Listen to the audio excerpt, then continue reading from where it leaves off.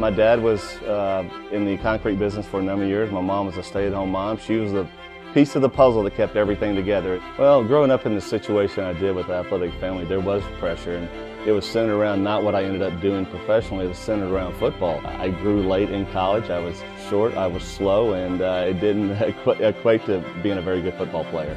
Well, certainly having my dad play football at the University of Houston and having my brother also play there played a huge part in that. My foundation, my roots, my family's here at University of Houston and play for the iconic Dave Williams there. It was very interesting. Once I moved on campus, living at the Quad, room 103 Tav, it's a famous room. Of course, I walk in the room, I meet this young Australian named Steve Elkington, which everyone knows. And ever since that day we met, we are very, very close.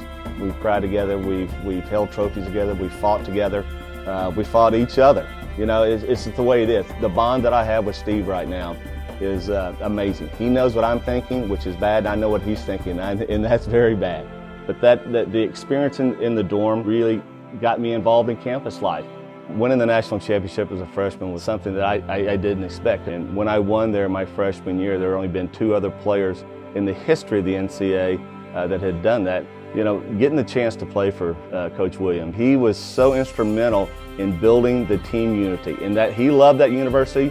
He made sure every guy that played for him loved that university also. Playing for a storied program that had won 16 national championships, I was lucky enough to win number 14, 15, and 16. Coach Williams said there was 2 really big decisions in your life that you're going to make: where you went to school and who you marry. I met my wife before she got to the University of Houston, and been married for 30 years now. I have 2 great kids. I have one out now as a sophomore at the University of Houston. And my youngest, Katie Ray, is committed to play softball here, and she's just a sophomore in high school.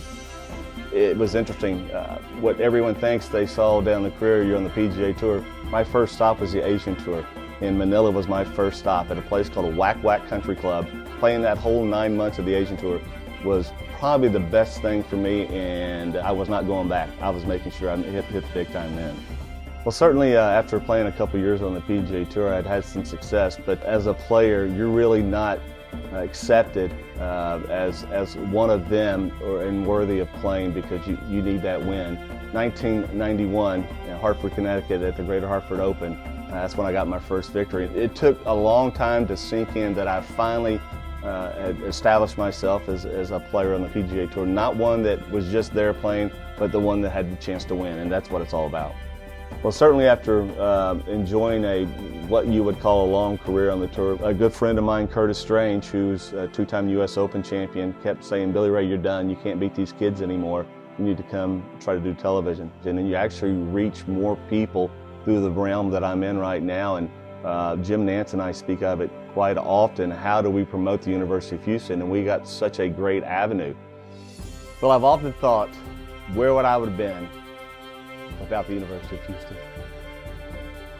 I can never foresee the future, what would happen if I wouldn't have got here, but I damn well know without the University of Houston, I would not be standing here right now. And I owe them everything that I had. They've got my heart, they've got all my passion, and it's always proud to say that I'm a Cougar.